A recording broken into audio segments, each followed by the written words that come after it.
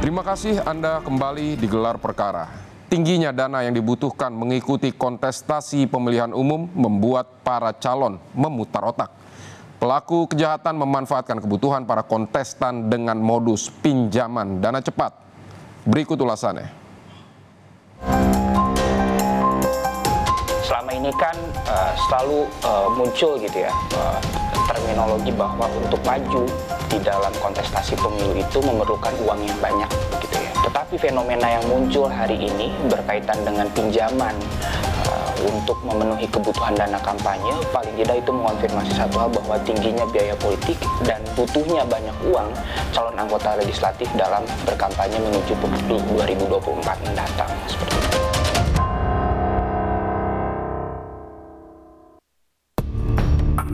Tingginya biaya politik yang diperlukan oleh calon kontestan pemilihan umum dinilai menjadi alasan mengapa fenomena pinjaman dana kampanye bisa terjadi. Peneliti Perkumpulan untuk Pemilu dan Demokrasi atau Perludem, Heroik Pratama menjelaskan perlunya calon kontestan untuk melakukan sosialisasi agar dikenal oleh masyarakat memerlukan dana yang cukup banyak, sehingga calon menjadikan pinjaman dana kampanye sebagai alternatif. Pertama, kasus penipuan mengenai pinjaman ya dana kampanye untuk caleg ini mengkonfirmasi satu hal paling tidak Mas. Satu adalah tingginya biaya politik yang dikeluarkan calon anggota legislatif untuk maju di pemilu kita gitu ya. Selama ini kan selalu muncul gitu ya terminologi bahwa untuk maju di dalam kontestasi pemilu itu memerlukan uang yang banyak begitu ya. Meskipun kalau kita lihat sebetulnya dalam konteks kerangka hukum pemilu kita itu ada 3 jenis laporan dana kampanye yang perlu dilaporkan. Salah satunya yang bisa kita lihat dan ukur berapa sih besaran biaya kampanye yang dikeluarkan di laporan penerimaan dan pengeluaran dana kampanye. Namun itu sifatnya administratif, kadang dia tidak mencerminkan biaya real. Nah, tetapi fenomena yang muncul hari ini berkaitan dengan pinjaman untuk memenuhi kebutuhan dana kampanye, paling tidak itu mengonfirmasi satu hal bahwa tingginya biaya politik dan butuhnya banyak uang calon anggota legislatif dalam berkampanye menuju pemilu 2024 mendatang, seperti itu. Peneliti Perludem menjelaskan sumber dana kampanye biasanya berasal dari kantong pribadi, namun bisa juga dari partai politik dan sumbangan dari pihak luar. Calon kontestan yang baru saja terjun di dunia politik dinilai menjadi orang yang paling membutuhkan dana kampanye paling tinggi karena perlunya sosialisasi yang lebih masif kepada masyarakat. Sepemahaman saya kalau fenomena peminjaman uang ya bagi calon peserta pemilu yang akan berkontestasi di kampanye menuju pemilu itu di pemilu-pemilu sebelumnya itu sudah terjadi. Tapi nampaknya kalau kasus penipuannya ya, yang baru ramai di pemilu 2024 ini. Saya tidak tahu mungkin di 2019 atau di 2014 kasus itu ada, cuman tidak terlalu terblow up begitu ya. Tetapi hari ini muncul sehingga publik mengetahui bahwa ada fenomena peminjaman uang yang kemudian berujung pada kasus penipuan seperti itu. Nah, tetapi sebetulnya dalam kerangka hukum pemilu kita, sumber dana kampanye itu ada beberapa hal, Mas. Satu, bersumber dari partai politik sebagai partai politik peserta pemilu yang mencalonkan DPR, DPRD provinsi dan DPRD kabupaten kota. Kedua adalah bersumber dari kantong pribadi calon anggota legislatif. Yang ketiga adalah dari pihak ketiga. Nah, pihak ketiga ini adalah badan usaha swasta, perseorangan ataupun kelompok. Nah, tetapi kami pernah melakukan studi dari laporan penerimaan dan pengeluaran dana kampanye yang dipublikasikan oleh Komisi Pemilihan Umum. Mayoritas sumber pendanaan kampanye di pemilu itu berasal dari kantong pribadi calon anggota legislatif. Itu angkanya ada di sekitaran 80%. Kalau kita lihat, kita petakan dari laporan penerimaan dan pengeluaran dana kampanye di pemilu 2019 lalu, itu sumber pendanaannya dari kantong pribadi caleg. Tidak heran kemudian kenapa kemudian hari ini muncul fenomena peminjaman uang, dan sebetulnya itu sudah terjadi di pemilu-pemilu sebelumnya untuk memenuhi kebutuhan dana kampanye mereka, seperti itu. Terjadinya penipuan dana kampanye kepada salah satu calon kontestan pemilihan di Jakarta Barat menjadi contoh kasus di mana pelaku kejahatan memanfaatkan momentum untuk melancarkan aksinya. Jadi memang momen-momen besar apapun gitu, semua orang saya mau mulai dari dasar dulu. Kejahatan itu kan sebenarnya produk dari masyarakat juga ya, Mas ya.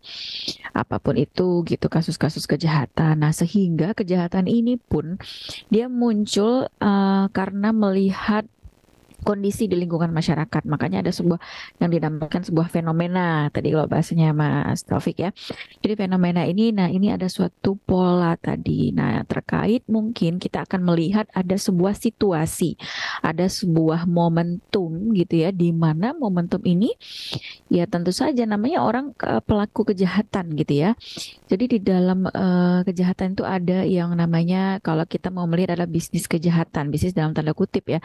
Sama hal kalau kita bicara soal bisnis tadi, bicara untung rugi, nah menggunakan kesempatan waktu, hal yang situasi yang sama. Nah ini pun sama gitu ya.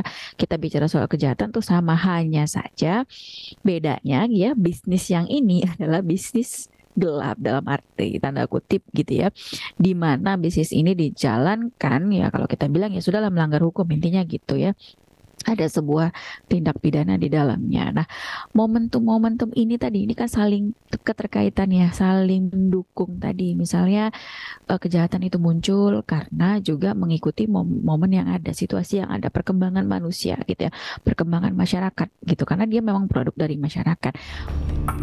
Kriminolog Cacizah Gusnita menjelaskan kebutuhan untuk melakukan kampanye dan kebutuhan untuk mendapatkan uang yang banyak dengan cepat menjadi celah para pelaku untuk melancarkan modusnya kepada calon kontestan pemilihan yang membutuhkan.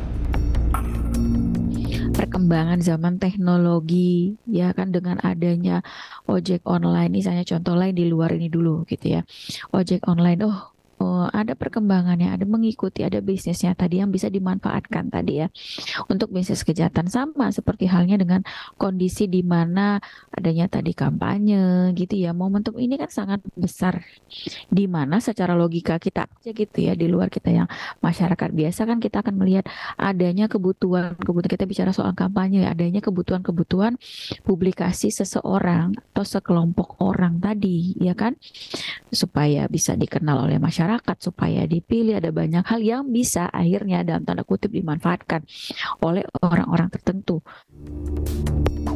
Selain adanya momentum mendekati masa kampanye, motif ekonomi menjadi alasan pelaku melakukan penipuan. Kondisi psikologis calon kontestan pemilihan yang membutuhkan uang dengan jumlah yang cukup banyak membuat mereka mudah terperangkap tipu daya pelaku. Situasi inilah yang akhirnya korban berpikir tidak rasional demi mendapatkan uang untuk memuluskan langkahnya.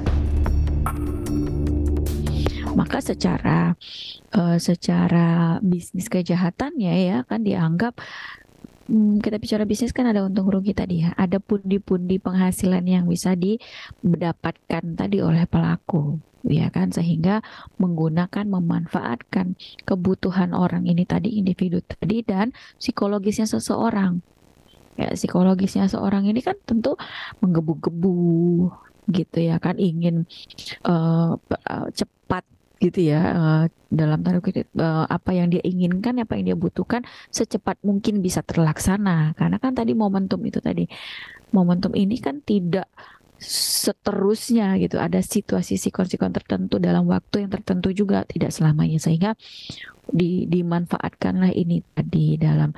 Nah, ketika seseorang gitu ya secara psikologis tadi ya, kebutuhan hasratnya tinggi tadi, nah ini kan akan mudah sebenarnya untuk disusupi, dalam tanda kutip saya bilang ya, diiming-imingi. Tapi kalaupun kita mau bilangin ini apa motifnya, ya pasti kalau bicara bisnis ya pasti bicara soal ekonomi gitu. Jadi